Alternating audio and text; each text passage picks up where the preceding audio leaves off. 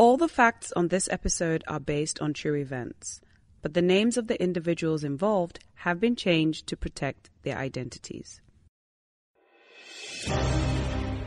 It's all about the issues, the topics we hide underneath our tongues. I'm a graduate with a BSc. I'm on the streets. The NIIHOHO podcast is where we have conversations with vulnerability at the center. What do we think about money? Is it our money? Is it my money? Is it your money? The gloves come off and hands are made bare. Because I've lived in a lot of places, dealt with a lot of people. Let's get naked. I'm Olori-boye-Ajayi, and this is NIIHOHO, the podcast.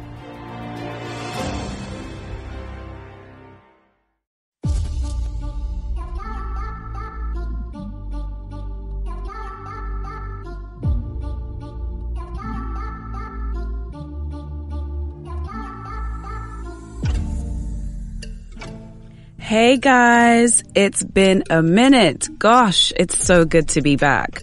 This is NIIHOHO, the podcast, and I am your host, Olori-boye-Ajayi. You can call me OBA. Now, I know so many of you might be wondering, what is NIIHOHO? Who's getting naked? Firstly, NIIHOHO means naked in a popular Nigerian language called Yoruba. NIIHOHO is a spin-off, the Be More with Olori podcast. And I just want to say a huge thank you for listening all the while. This is season 3, guys, but it's come with a twist, and we will be discussing with more vulnerability in its realness.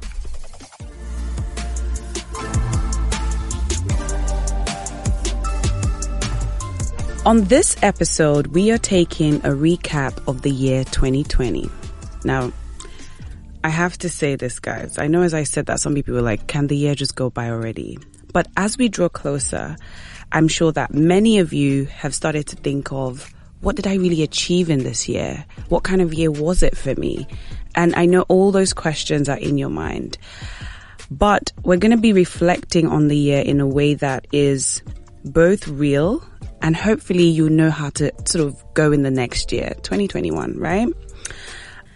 So I'm sure that many of us started this year toasting to the new decade, excited and full of enthusiasm. It was like 2019 was warm up and 2020 was supposed to be showtime, you know, full of promises and potential. Well, today I have a couple of people here to share their experiences in the year 2020. Okay, so hi Jessica, hi Ibuka. How Hello. You guys doing? Fine. Very well, thank you. Good. So we're just going to dive right in because 2020 was like, hello, what kind of year is this? From one thing to another, right? And I feel like in Nigeria, we had double whammies on like all sides, you know. But tell me, Jessica, how was your year? Wow. I feel you. I think I recognized my superpower this year because I was pregnant during a pandemic. No way. Yeah, and even though it wasn't my first pregnancy, it was supposed to be my last. And I was actually looking forward to like having like this last class in the school of pregnancy. Right. And it was not to be first because let me say I was holed up in the house. I couldn't go anywhere. I couldn't do anything. I was just there. Right. And 2020 is a phenomenal year for me in the sense that first of all, I was scared. I was super scared. Super scared. And this came out in line with my subconscious. Right. Like I unconsciously kept revisiting things that happened to me during childhood. I see. And this was I didn't know about it. Like there were mornings when my husband would have to shake me awake. Like what is going on? Are you okay? Like, Right. it seemed like I was having this bout of arguments with somebody, or maybe I'm crying from my sleep. Right. And at one point, I spoke to a friend of mine who says that, there's something that happens in pregnancy where your hormones are heightened. Of course. And you pick things from way back that you didn't deal with, and you revisit them, and they just like become like the focal points Right. of your consciousness. Yeah. And then you have to go back. There were days when I really didn't know what to do because I had plans. I had major plans. First of which was I was going to have my child in summer, and in fact, I termed That was that probably the pregnancy. I termed the pregnancy my summer body. Right. Like my body, Yeah. And I was like, oh, my summer body is on leave because my summer body is coming. And I love that. That is so cool. And it wasn't to be. It wasn't to be, and it was just. So tell us why, because I assume that you've had your kids abroad, correct? And because of this lockdown, you were confined to like the choices you had on ground. Even that in itself sounds scary because you've not had that experience before. So for you, tell me, is it something that you would do again? If you let's assume this was like your first pregnancy, would you have your baby again in Nigeria? Just as a side note. Nah, I don't think so. Oh, that's so sad. Ibuka, tell me, what was your year like? The year 2020, what was it for you? A year of had a very, very painful heartbreak. I lost a long-time relationship with someone I was in love with, and we fell in love, late 2019. Right. I got a job and everything was so rosy. She came into the country and I introduced her to my parents, and my parents were very happy because I'm the last born. Right. And they were like, oh, finally, he's... Something's coming. Yeah, so we agreed to get married in December last year. All the engagement stuffs were paid for and all that, but it was, abroad in the UK. And I had written, my IELTS test exam. I passed, and, I was ready to go. But we had issues with the embassy, so I couldn't make it, to the UK in December. So we're like, okay, fine, let's see what happens, early first quarter of 2020. And mind you, we've been dating for a long time. Then 2020 came, January came, then February came. We heard about the pandemic coming in. The next thing, we had our first case in Nigeria, then there's a lockdown. Right. So during that period, she broke up. She was like, she can't do it. Is she based here or abroad? She's based abroad. Right. So that really affected a huge part of me, my productive side, because I'm very productive. Right. And, it really affected me, although some of my friends were happy. But I wasn't happy because... Why were they happy? They were happy because I will still be around. Oh, that is so selfish. Like, yeah, okay. I will still be around. And she's one person that's always told me that, if I come over to the UK with my kind of... skill set. Yeah, I'll be able to, make a couple of bucks. Like, I can work, I can have like two, about the dynamics, working 2-3 times a day. I'm, getting some good bucks. So I was looking forward to that, to be honest, but she broke up with me, and no thanks to the pandemic, I wish, it shouldn't have come. But it did, and it really affected quite a number of, plans. And, I don't think that case is unique to you in terms of the disruption in plans. Like, Jessica's here. She's like, I wanted to go out and have my baby abroad. I couldn't. So I had to settle. But I want you to just think about something you were grateful for, Jessica. What were you grateful for in this year? And by the way, we're going to give a big hug to Ibuka after this. Like, if you want cookies and ice cream, like, we can hook you up. We got you. Bro. We got you. Go on. Okay, so this year, one of my anchors was gratitude. And this was the only thing that helped me to shove off anxiety because I have history of being depressed. So I remember a particular day I had found out the sex of the baby and I wanted to buy stuff. I mean, I didn't know what to do, and I am known to prepare beforehand. And at this particular point, I was confused. I didn't know where to go forward. I didn't know where to go backwards. I was confused, and I closed my eyes, and I thought I was going to open my mouth to complain, and I just started singing, "I will lift up my voice to the hill." Right, from whence cometh my help. Yeah, Right. My help. So I just started singing, and I just said, "God, help me, help me. I don't know what to do. Help me."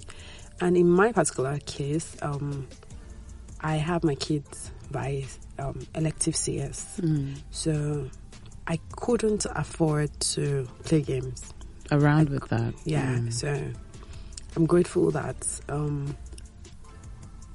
lot of people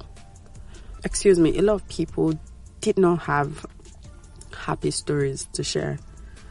But I had my baby. Even though I had a slight complication, I am here, I'm alive, I see my baby, my family is complete. I could have gone to the US and I could have gotten COVID there. True. Yeah, so there's so much to be thankful for. I had my family around me, even though I'm still like very conscious of the fact that, please, I don't want anybody to come near me with the COVID thing. Like all of us, I think that's something, yeah. So, well, I'm in a good place. I feel like, I mean, we lost quite a number of people this year. I know, that was pretty. Yeah. Like, you know, you pick up your phone, you see a picture, and you're like, so this person is gone. Yeah, wow. Yeah. But we're here not because we're more special than they are, but I guess it's just grace. So I am thankful that I'm alive. I do not care about any achievement. Although I started like trying to wrap my head around, it's not like the baby will need the American passport anyway for now till 18 years, but that's just some consolation prize. The most important thing, is that I am alive, I am well, I am in the right state of mind, because research has it that after the COVID, the rate of suicide has gone up. Right. The rate of depression is astronomically high. But we are here in the best state of mind, and that's the most important thing for me. I agree with that, you know, and it's something that we should, you know, look at individually and say, I didn't have it all good, but what's important? And, you know, Ebuka, I just want you to talk about the things you're grateful for and how this whole year refocused your mind on what's important, because all of a sudden success was not promotion, success was not, you know, accolades and promotions. It wasn't any of that anymore for some reason. For some people, it was just good health, being alive. You know what I mean? And I think it's important that we talk about these things and how we were refocused throughout the year. Talk to us about that. I must say I'm grateful for life. Yes, of course, if I was in the UK, I guess, you know, the UK cases were more than, like right now, they're even on lockdown again. Yes. So I'm grateful for life for that. And I'll look on the positive side. It made me much more stronger. It made me, you know, I want to do it again. I want to meet somebody. I don't believe I've actually tried to reach out again. I tried, but I just said, okay, let me just give her a breather and let me move forward. Right. I became more focused in work. I also became a partner in my business. Oh, amazing! Yes, and you know, I transferred the energy that I had then into making my life much more better. I brought in 7 checks, you know, in the course of this year alone. I mean, more than any employee in the company. And I'm happy to say even one of the companies have decided to re-sign and also bring in 2 of their management companies in there for services that. So it wasn't also bad, Ebuka. Yeah, it wasn't. It's just that my mom always tells me something, and whenever she tells me, I get so emotional. So she tells me that I'm getting old, and I want to hold your child. I want to hold your wife. I want to kiss your child's cheeks, because I know how you were when you were a child and all that. So I just felt that I owe her that. Right. I owe her that. I don't want to get married to anybody, but I want to get married to somebody that will be responsible, someone that she'll see and say, oh, she's very, very grateful that I have as a daughter-in-law. So of course I'm a very emotional person. I'm Gemini anyway, so maybe that's why. But the positive side, I also found God, and that's very important. Yeah, I was never a prayerful person. Like, before I eat, before I do anything, I'll just eat and also. But during that period, as we all agreed, a lot of people died. I had close relatives with me that are no more. I'll never see them again until the end of time. But I found God, and God gave me a reason. One, why I'm alive, why I should keep on going. And I'm so grateful for that, to be honest. And thank you for mentioning the God element. A lot of people found God again. A lot of people began to ask questions like, what is life? What am I here for? It's got to be more than this business that is on pause, that I have no access to. It's got to be more than this money I have in the bank that I cannot spend. And all these things, for some people, I feel like they had the question of, it's got to even be more than the spouse I just lost because of COVID. So there was this questioning, this very deep questioning that happened. And I think a lot of us entered discovery mode. A lot of us entered into questioning mode. A lot more people have found answers. And I mean, in a year like this, yes, winning an achievement is still important, but then you find that there's significance in just being who God wants you to be, and no pressure. Sorry, it's funny you spoke about the questions, because I asked to myself all the monies I've spent, what I've done for her. Oh, by the way, she also has a daughter. Right. 9 years old. And that was a problem with my parents. They're like, no, that can happen. I was like, I choose, because although I'm a baby of the house, but I can be very stubborn, especially when I see something I really want. So I was like, I love her, she loves me, and that child, it's my child. So I did all I had to do, and at the end of the day, of course, blames came here and there, but at that point in time, I was asking God, like, is how I'm going to be in life? Because, funny enough, the lady I knew before, like before this present one, also had a daughter, but it was different though, because there's just something good about you in that regard.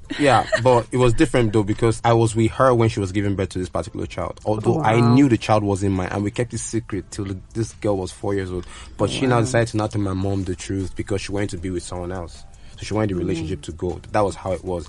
And coincidentally, on this child's birthday, which happens to be every August 28th, the mom still calls me and says, your daughter is XYZ age. I'm like, okay. But you left me, so it's okay. I mean, in all things, we give thanks, isn't it? And I think just trusting God and his plan has been something we've all had to do this year by force, you know. Just before we go, there's something I wanted to talk about. You guys are both, business owners. Yes. And this COVID season, has maybe shifted your operations, made you think outside the box, forced you to downsize if that's been the case.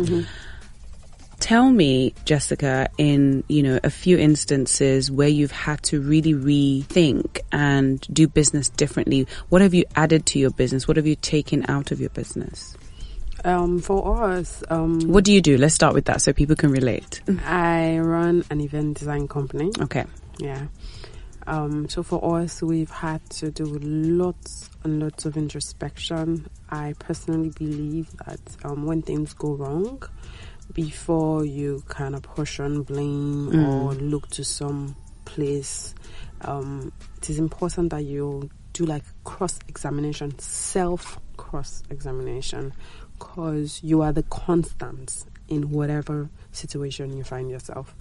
I'm grateful for the deep embedded discipline that we have inculcated in running of the organization, which has stuff to do with delayed gratification, savings, and being frugal.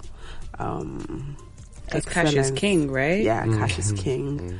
Excellence and living within your means, and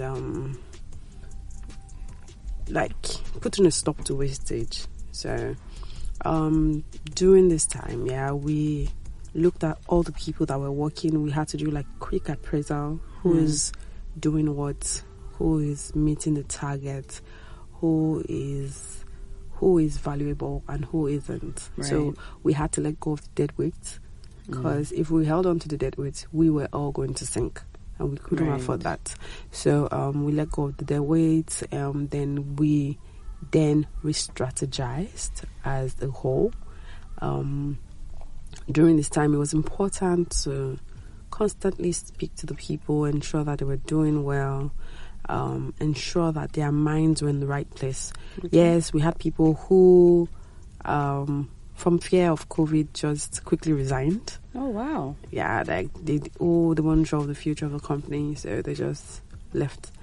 But we're grateful, because there's some people who have bought into the dreams and vision of the organization, who started independent of us, started learning stuff which they were going to apply into the company. In March, we had to do like just 70% payment. So we paid salaries? 70% of their salaries. And they were super excited. They were praying for us. They were in this good place. And then after that, we just kept on paying the remaining 100%. And we're in an amazing place. Like, our people are ready. They're excited about the future, because we're about to scale. So that's really good. We have like a group of people who constantly sit, strategize, and say this and this is what we should do. They know things we're doing right, things that we need to be better at. So they just come forward and say, "Oh, we think you should do this. We think we should do this. We think we should try this." And then so there's a lot of engagement with your staff on how to go forward. I think that's so good. Yeah. That's very good. So these are the few things that we've done. And then with our clients, we've ensured that the lines of communication is open. I feel like when people get a little antsy is when you're just quiet. Like nobody wants to be left in limbo. So we speak to the clients, we speak to the vendors. Oh, this is what is happening. This is what is happening. You know that, this and this and this. We ensure that we remain top of mind to our clients. We ensure that we build the confidence of our vendors, so that they know that we still have them in mind, and we still have more to do. I mean, a year where we had projected that we were going to make loads and loads of money, and then it's not as everything planned. Yeah, but everything is coming together nicely. At least we're going to leave 2020 with a bang. And that's the idea. I think just, how you see the issue, you know what I mean, and how you address it, how you respond to it, because the goal is still going to be the goal. It's just that we're going to try a different year. Yeah. What has business been like, post-COVID? One of the co-founders of my company, and we had to do a lot of salary cuts. In fact, yours was even better. Ours was up to 40%. Oh, wow.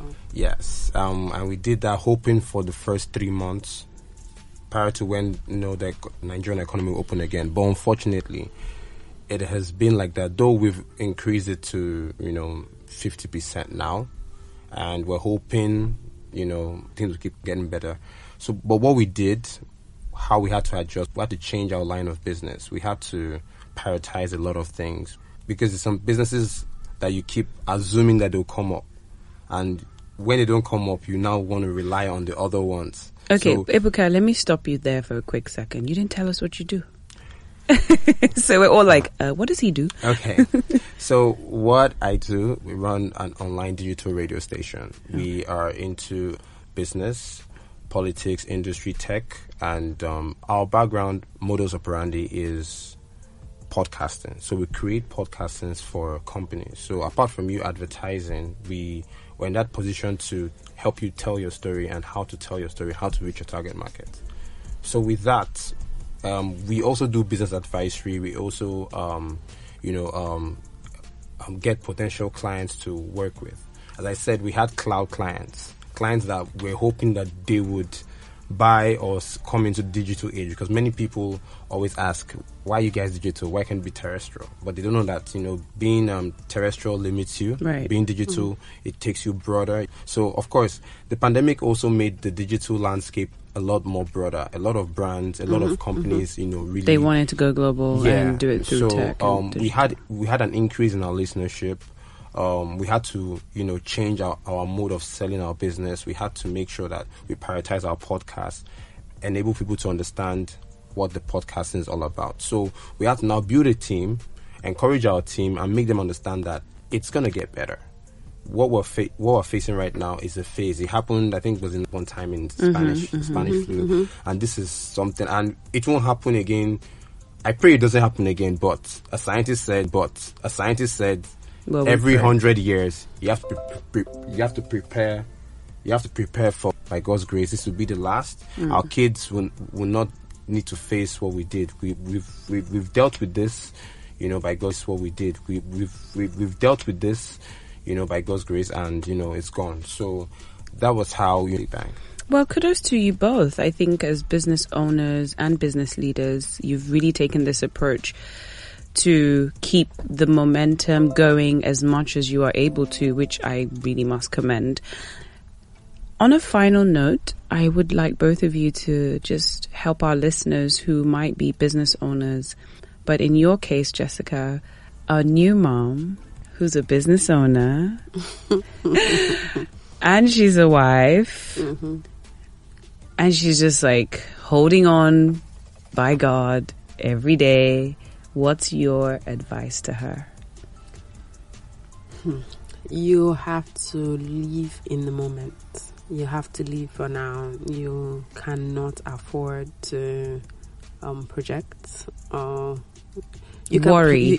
Do not worry. You can plan, but do not worry. Just live in the moment. Wake up, smell the coffee, smell the flowers, live in the moment.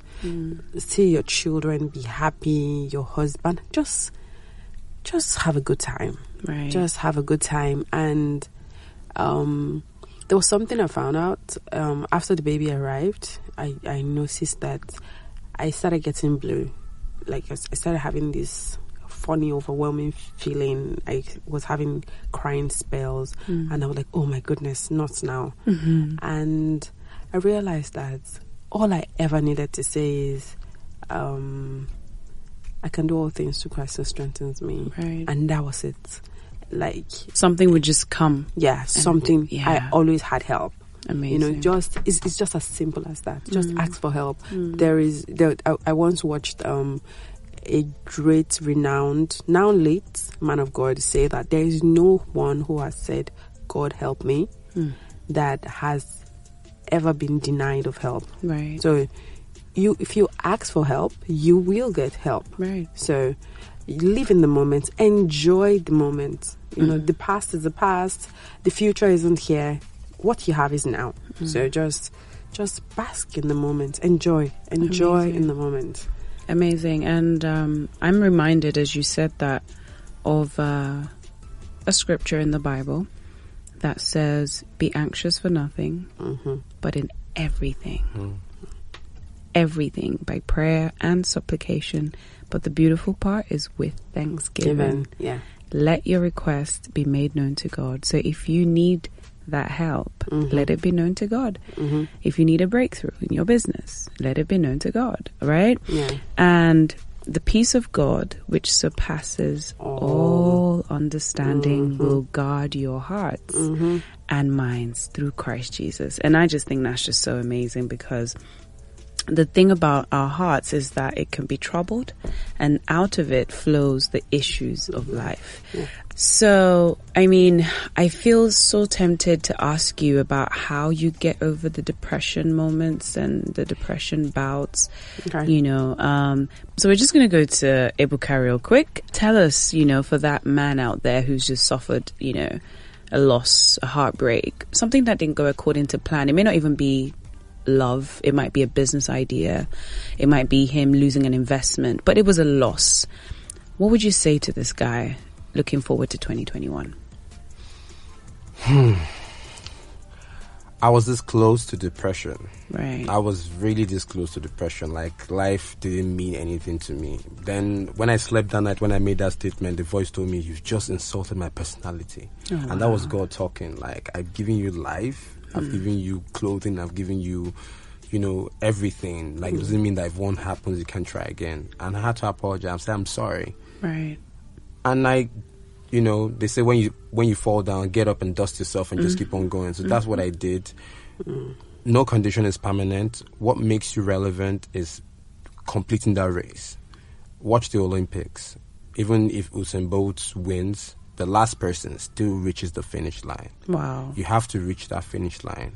Wow. If you're ready to reach that finish line, say no to depression and just focus on the light ahead. It may be dark for a week. It may be dark for 2 weeks, but just know that you're still going to reach that end. That's all I can say. Keep it going. Amazing. Wow, that's so good. I mean, Jessica, can you just like tell us how you get over your depression? You know, how do you get over that? I love that you mentioned the scripture, and that's why I love to say that the Bible is complete, like absolutely complete. Right. I mean, it talks about be anxious for nothing, but with prayer and supplication make your request known. And then it talks about and the peace of God. You know, when you're fighting depression, it's the absence of God's peace. Wow. And all that you need is God's peace. What I used to center myself, what I used to zen is I like to read. I am like a polymath. I love knowledge. So I go, what causes this? Why is this happening? In this particular regard, I realized that I had to start taking my omega-6. Wow. Like, I wasn't going to mess around with those. So, and then I was going to make sure that I got food that helped that. I was going to make sure that I slept well. And then I had to make sure that whenever I sleep and I open my eyes, before I start anything, I tell myself, what are 10 things that you're thankful for? And then I start to count. So good. So even if I don't, when I'm like feeling a little lazy, I tell myself that what are the 10 things that you're thankful for before I get out of bed. Then I have this book called Jesus Calling. The book is very weird. In fact, my husband calls it the Magician Books. The Magician Book, because for some strange reason, whatever it is you're going through that day, the book tends to like relate. You can relate to the book. you can relate to it. It's like a devotional. And I try not to worry. Like, worry is an exercise in futility. Wow. Like it never pans out well. And sometimes the horrible negative things you're even thinking about never even come to pass. I like that. You know, thank you so much for sharing that. I think for those who are listening and are going through bouts of depression or feel as though they're getting into a state of depression, you know, one of the things that I would say is, number one, if you feel you need help, you have to reach out. You need that for yourself. Don't be afraid to ask for help. It doesn't make you look weak. It doesn't make you look incompetent. You know, when Jessica started, she said she found her superpower this year. And I can imagine it was some of that superpower that got her out of the state of depression, because depression it would take you down for months and even years, and you won't even realize that, wow, I'm going down and sinking. So reach out, put your hand up and say, I need help. On that note, I just want to thank you guys. Before we go to our next set of guests, I think it's been so good to have this sort of conversation with those who are business owners and had life kick them up the butt and show them that, yes, you have your plan, but God's plan is ultimately what is going to come to pass. Mm-hmm. A very quick one. I just want to say a big thank you to all our healthcare providers, our farmers, the food suppliers, teachers, delivery drivers, and all the special people who've made this whole year worth living and just helping people, and they're coming through, because if I had no delivery guy, I probably wouldn't have been able to eat so much of what I did during this pandemic. But a big shout out to all those who've been very selfless in this season for other people. Thank you. Your contribution was helpful. The doctors that gave birth to those babies, they never took any time off. They were always there. So a big thank you to you as well, if you're listening, doctor, nurses, and all the caregivers. All right. Thank you guys for joining me. And guys, stay tuned for our next guests.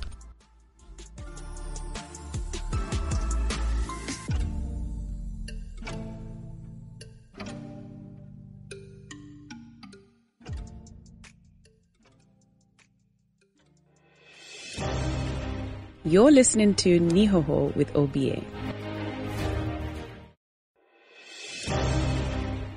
It's all about the issues. The topics we hide underneath our tongues. I'm a graduate with a BSc. I'm on the streets. The NIIHOHO podcast is where we have conversations with vulnerability at the center. What do we think about money? Is it our money? Is it my money? Is it your money? The gloves come off and hands are made bare. Because I've lived in a lot of places, dealt with a lot of people. Let's get naked. I'm Olori-boye-ajayi, and this is NIIHOHO, the podcast.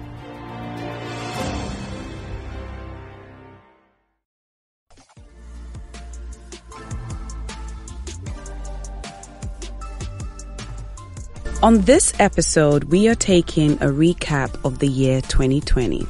Now, I have to say this, guys. I know as I said that, some people were like, can the year just go by already? But as we draw closer, I'm sure that many of you have started to think of, what did I really achieve in this year? What kind of year was it for me? And I know all those questions are in your mind. But we're going to be reflecting on the year in a way that is both real, and hopefully you know how to sort of go in the next year, 2021, right? So I'm sure that many of us started this year toasting to the new decade, excited and full of enthusiasm. It was like 2019 was warm up and 2020 was supposed to be showtime, full of promises and potential. Well, today I have a couple of people here to share their experiences in the year 2020. Hey, Molly. Hi, OBA. Hey, Tonya. Hi, OBA. Are you okay? Yeah. Okay, just checking. Hey, Dee, how are you today? Hi, OBA. Nice. Thank you guys for joining today. So I just want to just go for the real question. How was your 2020, Molly? It's my 2020 started on a very interesting note. Okay. I lost my job very early in January, and I thought I was going to die because I was so attached to my job. Right. It was my identity was attached to that job. So when I lost it, I lost myself in the process. So I then went on this journey of searching for who I am, right, and what I'm really about. So it's been a very interesting year. And I also rested a bit January. In the process, I realized that I've been doing more of activities and with little results. Right. So I didn't downplay the place of resting. I rested a bit and picked myself up, and then the pandemic hit. And, I didn't know where to go from there. I was really scared. I ran home to my parents because I thought I was going to lose my house. I thought I was going to go homeless at some point. So you went back to safety? I went back. I literally just crawled back to my parents, like, you know what, mommy, daddy, feed me. No shame. Yes. So it was during that 2-3 months of the pandemic that I was able to reconnect to my core. I was able to reconnect to myself, and I found out that most times we need to rest. We need to just take it slowly. I think that's what the world sort of did for us. It just, made everyone slow down. Yeah, just basically. slow down and Right. take it one step at a time and just try to figure out what you're really about. Not the job, not the activities, just who you are, what makes you happy. Right. So yeah. Okay. So I like that. So for you, 2020 made you sort of like go on this journey of discovery, Yes. self-discovery. And, it's interesting because that journey is a good thing, right? But when you lost your job, I'm sure you felt like your world was literally crumbling. I felt I was going to die. Literally. There was nothing to hold on to anymore. Okay, so this is interesting because one of the things that happens that leads us to discovery is disruption. And disruption sort of takes different shapes, forms, and one of it is loss. So it could be a job loss, it could be someone in your family, it could be a deal, an investment, something like a loss, but it leads you to sort of an audit. What's important? Who am I? What do I have? So I'm guessing that that's what this year did for you. Yes. Okay, so let me go to D. What did 2020, what was it like for you? Wow, 2020 was a year of transitions for me. So I entered into the year with so much excitement. I was really excited because I knew it was really going to be a fast year, exponential year. Like a showtime, like I said.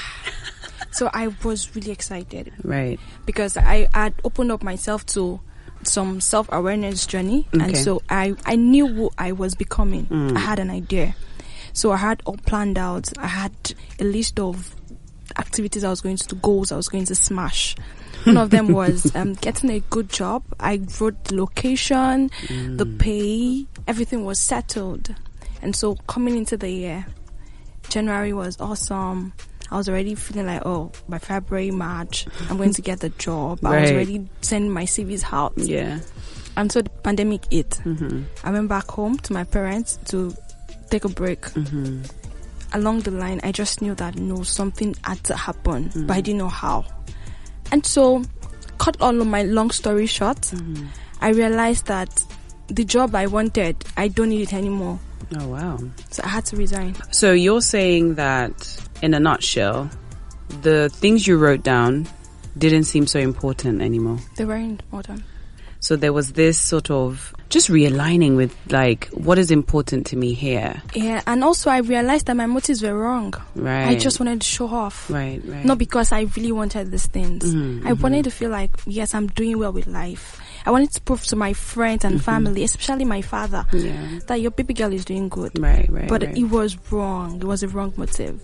So you feel like 2020 helped you to step back and really look at your priorities and your motives. I love that. That is so powerful. Okay. Hey, Tonya. Hi, Obi. So, I mean, is your story different to these guys? Very, very much different. Tell me. So for 2020, it was a year of proof and change for me. I was a very rebellious child, always fighting everyone, my dad, my mom, my siblings. I'm always that child of my parents would be like, you don't hear what? You don't hear what? So I guess 2020 was just a year God said, I was going to show you I am who I am. Because I've had a lot of experiences from 2017 up till now, and I used to be this girl that used to feel like I don't have any problem in life. I'm good. Went to the best school in Kuala Lumpur with the best siblings, always getting like monthly pay from my parents. I was like having lots and lots of fun. I felt like life was good. But no, it wasn't. At some point, God had to show himself to me that your life is not just good, but you feel like it's good. So I've been through a lot of experiences and a lot of spiritual experiences, and I was like, I thought my life was okay, not until I'm facing all these challenges, all these, attacks and all of that. So I came back and it was 2020 for me. I started off the year. I started off the year like saying, I want to know who you are, God. Right. You know, I'm facing these challenges.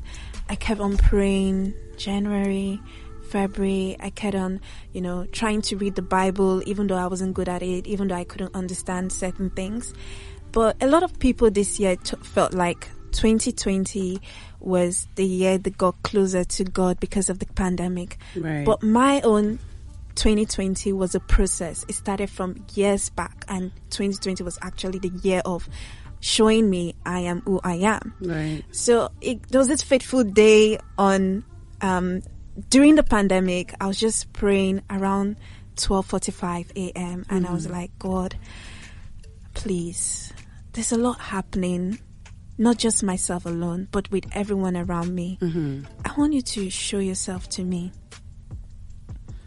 I couldn't believe it. You know, the next day, it did. And so, yeah, a lot of people, you know, practice different things in regards to religion. Some people are like Pentecostals, some people are like Orthodox. For me, I was Catholic, and I used to have like all these Jesus images in the house. And that fateful night, I just sat down and I was like, I was kind of sleepy, and then I sat back and I woke up and I noticed the image moved. And I saw Jesus Christ. So it was like there. He stayed there with me from 12:45 to 3 a.m., which was the hour of mercy. That was when he died on the cross. And that felt so strong to me. I was like, that wow, must have been special. Very special. I had an encounter with Jesus Christ. A lot of people said that, oh, I've had an encounter. I didn't believe. Oh, Jesus appeared to you. But I never knew that this one stubborn, rebellious child that's always fighting everybody could encounter Jesus. Yes, 2020 was my year to be bad and bougie. That was what I said. But when Jesus showed himself, I was like, you're not about that life. You have no time for that. You have to focus and aim. And it was a beautiful moment. I improved a lot on my prayer life. That's so good. I will wake up every morning. I will say, good morning, Jesus. Like sometimes I'll be like, good night, Jesus. I'm going to bed tonight. Be with me.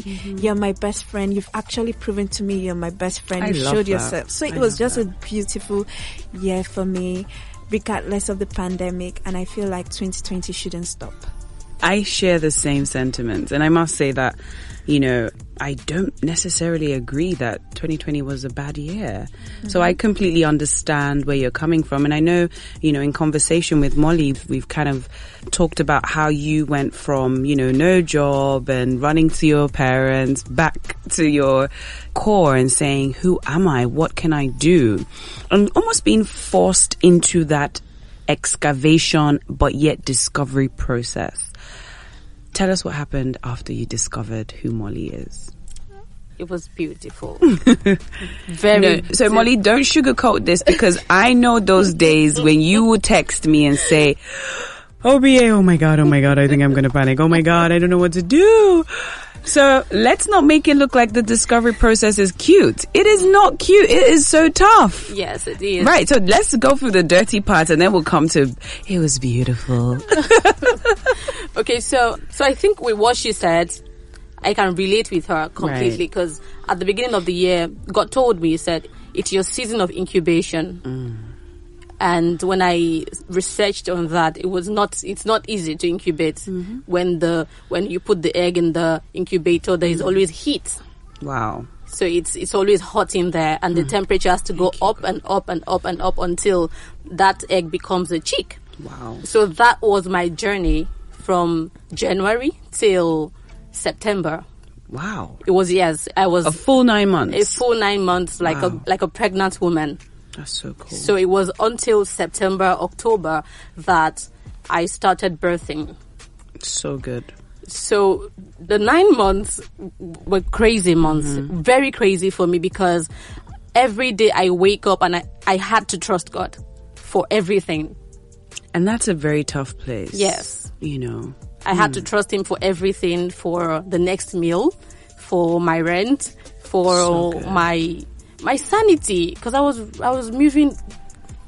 I had to trust Him for everything. Yeah. So, you know, So this discovery thing, I say to myself that it is beautiful. I wish I had discovered myself earlier. I know. I felt that as well. I wish I had discovered myself earlier. I would have moved into some depth and levels bigger than this, but it's never too late.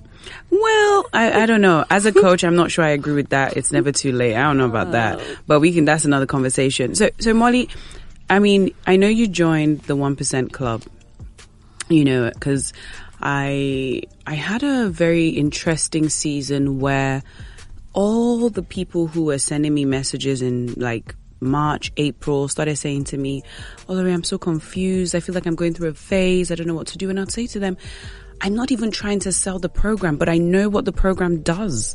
There's just a level of awareness that you sort of need to come into to know how to deal with what you're going through. Now, it's one thing for someone to be able to literally say, I heard God say it's your season of incubation. Do you know what it feels like not to know what you can hear? Like, you can't even hear anything. Life is just happening. Maybe the person lost their job and then maybe they lost something and they're just thinking, hey, the devil has started. The devil has started. But really, that person needs to understand and be calm. What is God saying? And I know that people this year feel like God spoke to them. And that's just super amazing when you can hear God. Because I feel like you've just sort of cut your problem in half or 3/4, because once you hear God, you know what to do. But talk to me about the days this year when you didn't have the strength to go on. What did you do? I relied on God and then association. Fantastic. The most beautiful thing that happened to me this year was connecting to the right people. Right. So I know that you and Dee are friends, right? You guys are like super cool chicks and, don't sit with us kind of crew. So was that helpful having someone like Dee around? Yes, it was very helpful because I knew that when I was low, someone was somewhere praying for me. That is so cool. I just knew it. No matter how low I go, I know that there is someone praying for me. Can I be your friend, Dee? Like, can we be friends? You know what I mean? Just knowing that there's someone in your corner that is praying you up. Yes, so that helped me through those days that I was really in the dark place and I could not even pray for myself. I could not do anything. So that helped me. Association really helped me a lot. Awesome. So, I mean, Dee, now, if you were praying for her, who was praying for you? Well, I also had. Let me quickly say this. I remember one time like that. It was during the year. Funny enough, I was really low, and I woke up and I think I sent a text to Obi. Right. And she said to me, the two of us cannot be up over your matter. Oh, I see. I thought yes, it was so good to me, and so I'm like, so there's always somebody praying for you, one way or the other, whether you're aware or not. There is always. God is so kind. He will always put your name in people's hearts. So there is always someone praying for you. That is so good, And I think, to be honest, it's easy to feel alone. Do you know what I mean, Tony? I feel like, there are certain things that you maybe experienced that gave you the assurance that I'm not alone. This year may have been tough, but I'm not alone. Actually. And the interesting thing with that is it comes with a certain level of inner strength that helps you to go through the next day. And you're like, okay, today was tough. I mean, I can't even imagine what Molly was going through, not knowing where the next meal was going to come from.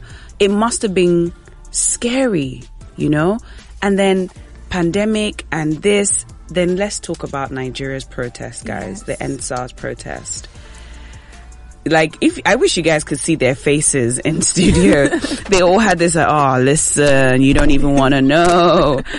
Where were you, Tonya, when the whole NIIHOHO protest was going on? I was at home. I was making sure I was like hyping everyone on social media. Okay, you do this. You go, girl. Yeah, and funny enough, it made me give because a lot of my friends were like out there under the sun sweating. I was like, what do you want? Do you want me to send like 5K, 10K? Okay, what do you want? I was like getting like restaurants for them to like send food, water and all. And I had to call my dad at some point that I also needed assistance, that Your children are actually protesting for your generation that has been quiet all this while. That was what I said to him.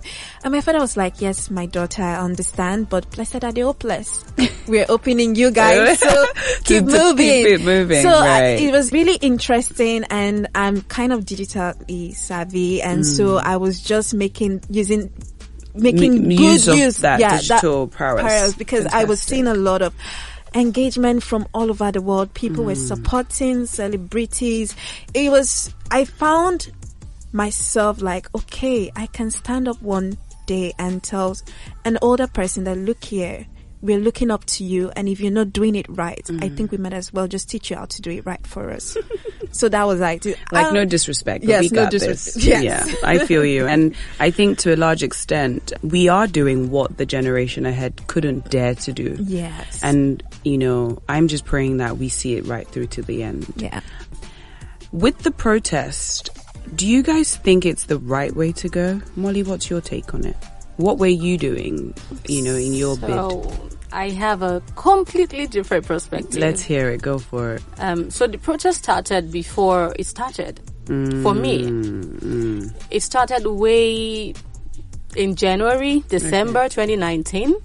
I did not see it as a protest. I saw it as a revival. Wow.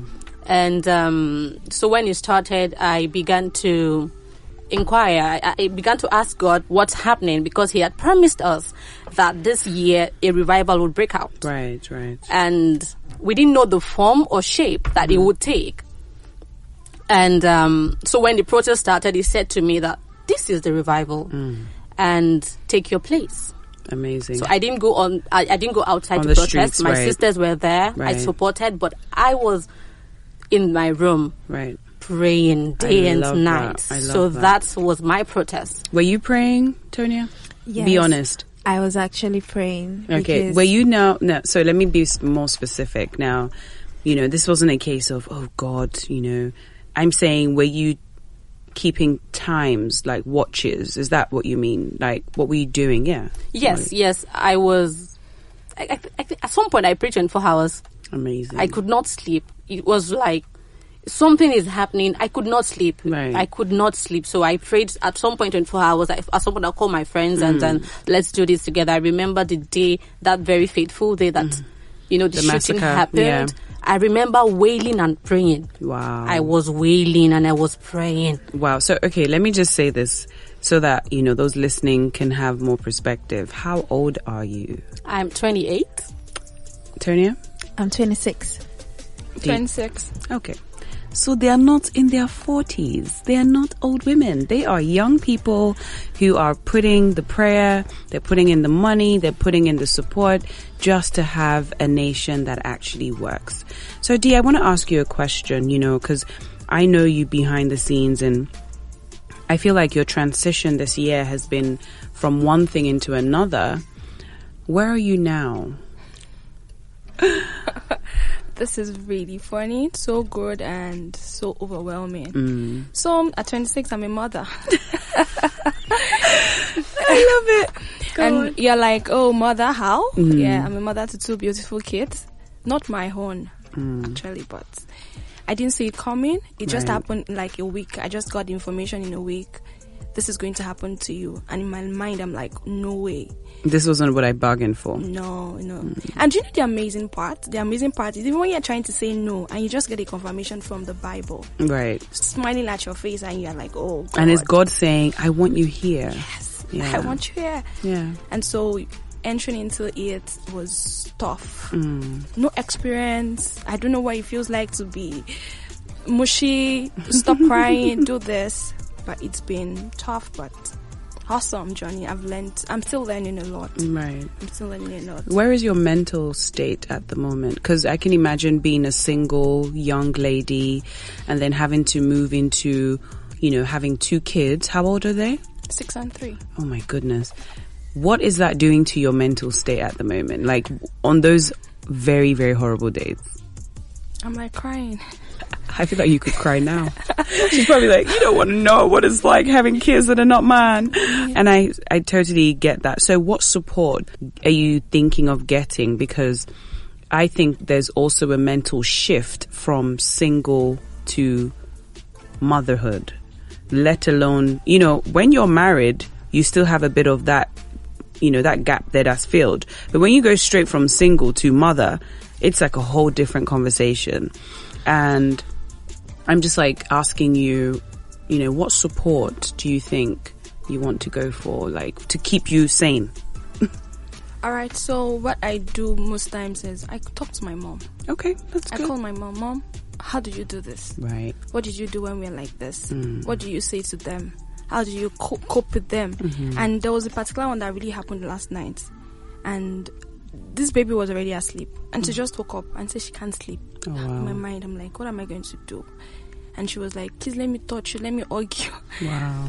And I just remembered one thing my mom once told me and said, each time we were like that, she just prays over us. And so I began to pray over her. I decree peace over you. I start praying over the two of them. Fantastic. Even with tears. Yeah. And I didn't know when she slept. This is so good. I think these experiences are just so interesting. Do you know what I mean? Where you get plunged into being a mother of kids you've never. But well, kudos to you. And just to mention that you just wrote a new book. Tell us about the book. Oh, yes, I just did. The title of the book is Chapter 25, Transitioning into Seasons. So it was like a year of my life, but it was different seasons. I lived 10 years of my life in 1 year. And hold on a second. Guys, did you catch what she just said? 10 years in 1 year. Wow. Tell us some more. Yeah, so I feel like a lot of people are also going through stuff like that. You feel like this is so tough. You feel a lot of uneasiness. Sometimes you even live a season in a day and you're like, wow, how am I going to cope? So it's a personal story, it's a personal journey, but it's a book to help you see what to do part time. Yeah. Our experiences will definitely be different, but it's a book that will help you to keep your sanity in those seasons, in those transitions, because I think a lot of us misunderstand what transitions look like, their purpose, and maybe somewhat we don't get the meat of what that thing was supposed to do, because if the Bible tells us that our days, like our life is in his hands, number one, but then that nothing happens to us without his knowledge, then why should anything make us feel like, oh my God, God is not in control. Oh my goodness, I can't do this. No, the devil is at work. Well, the devil may be at work, but your response to the devil is also a very key part, you know. So, I mean, Molly, back to you, and I can imagine that some days you were thinking, oh, the devil is on my matter. Guaranteed. How can I lose my job? There's a pandemic, right? Because the pandemic, I mean, for me, I'm not even going to go into how my year went just yet. I'll probably do that, you know, with my next guest. But I feel like it was really about your response, you know, because I know you're in business now, and who would have thought, do you know? Like, talk to us about that whole thing. Because again, this is like what Dee is saying, the transitions, and tell us. So I believe that in your season of waiting, you can maximize it by serving. Wow. So that was what I did. She just took us to a whole nother podcast. Go on. So I began to look out for the people who had the qualities or the kind of future I desired. Right. So I began to serve them. Wow. So in that process, people began to refer me. Oh, she can do this. She can do that. Amazing. I was doing it for free. I would be awake till 3 a.m.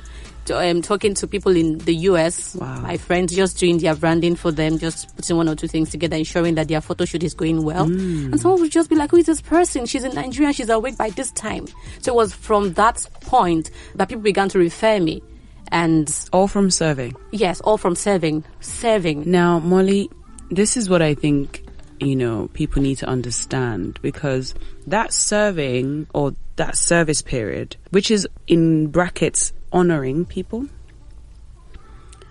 it's more for you than it is for that person, you know. And I think it's important that you tell us how you felt, though, because you didn't feel like it was for you at that time. You felt like, God, no, what's happening? I felt it was it was beneath me to serve.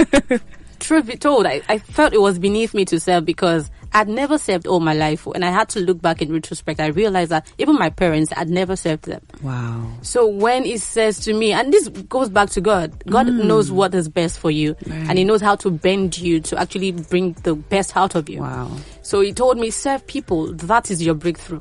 If you don't serve, you'll be stagnant. And I was like, okay, I'll serve. So when I started, and I'd served a couple of people, but the last person I served, it was actually my PA. I don't like that name. So, but the more I served greatness, the more I started entering your greatness. Yes, the more I desired greatness. Wow. Yes. That is so good. Guys, listen. I think I'm just going to give my guest, a few seconds just to give you guys their own piece of advice on how to sort of progress into 2021, and I'm just going to start off. And I think as we reflect, it's not for us to pick and choose and box our experiences as though good or bad. I think it should be through the lens of God is with me. God is with me. When you have that lens on every time, there is no good or bad. It's just God is with me. So the bad that comes to us is a matter of perception, because someone else can go through that period of service, like, Molly was saying, or, as Dee is saying that, I've just not had a moment to think about how I'm going to manage 2 kids, and say there's no good that can come out of it. But really she's learning, and she's written a book out of that sort of pain. So I think if I were to give any advice to anyone, who's been through pain, extreme disappointments this year, a lot of unforeseen circumstances that has arrived, in your life and looks like it's here to stay, is that you change your perception, which is changing how you see things. Change the lens through which you're looking at your situation, because that's the only way you can actually get what you're supposed to from it as a lesson or a life lesson. So I'm just going to go to Tonya. What do you have to tell those listening? Actually, I would say there's no situation that is permanent. Ooh, that's so good. Yeah. Like, you can only be sad 24 hours and the next day you're back at it again. So you have to keep on smiling. You have to be in the groovy mood. And most especially, I would not go a day without saying my plan to God. You have to involve God in your plan, because I've made plans that I never involve God, and I can tell you none has been in its state of actualization. But the plans I did involve God in, trust me, it's booming, it's beautiful. So I would say take 2021 as it comes. Each seconds, minute, hours. Don't rush yourself. There is plenty of time. If Tara GP Ensign can be the best actress at the age of 40-something years, so why can't you not be the next minister at 60? So just keep going, keep moving, pray about it, talk about it, meditate, and you have a wonderful year ahead. Sounds good to me. Let's go, Dee. What do you think? Okay, so I would say that seasons will always happen in life. You can't graduate from seasons. Wow. You'll always find yourself in one season or the other. That's amazing. But I need you to know that you need to have a posture of gratitude and submission. That is when you can see through the lens God really wants you to see from. So when you're submitted enough to God and His will for your life, you understand that this is for your good. Because all things work together for your good. Wow, that's so good. Talk to us, Molly. I think you should start your 2021 now. Amazing. Start by asking God what. I think the insight that we have and the advantage that we have is that we can actually ask God for what is to come, and He would show us. That way you have a direction for the coming year. So start your 2021 now. Ask God for what's to come. Ask Him for your place and ask Him for how to go about it. So it's going to be a good year, 2021. It's going to be an amazing year. Just stay positioned, stay aligned, and stay true to yourself. Stay true to yourself. When you're tired, rest. So that's my... Okay, awesome. Well, guys, I just want to thank you all for listening, but I'd like to thank my guest for being on the show with me today. And, I think it's one of those years that, it's one for remembering. It's not going to really erase from our minds anytime soon. But don't forget, everything, my guests have said is so true. Nothing is permanent. You can't graduate from seasons, and just starting your 2021 now and just saying, you know what? I'm good. I'm going to put this one under the carpet and just move on to better things and really just hoping for the best. What a year, guys, right? Yes. Oh, mate. All right. So I just want to say thank you to everyone who listened to this new podcast. How do you guys feel about the name NIIHOHO? It's kind of weird, but at the same time, when you said the meaning of new, I was like, okay. Right. I'll talk more on why NIIHOHO maybe in the next episode. But this, like I said, is the revamped Be More with Olori podcast. And it's been my pleasure hosting this podcast for the last 2 years. And let's have a fantastic 2021. My name is Olori-boye-Ajayi. Wishing you the best of the remaining 2020. Peace out.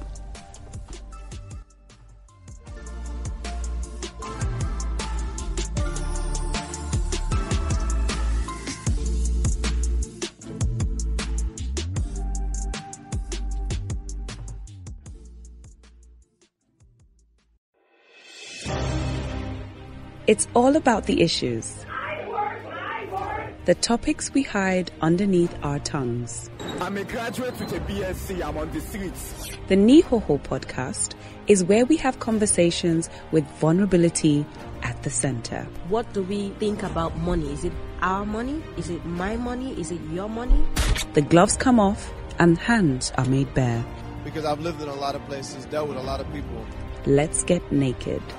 I'm Olori-boye-Ajayi, and this is NIIHOHO, the podcast.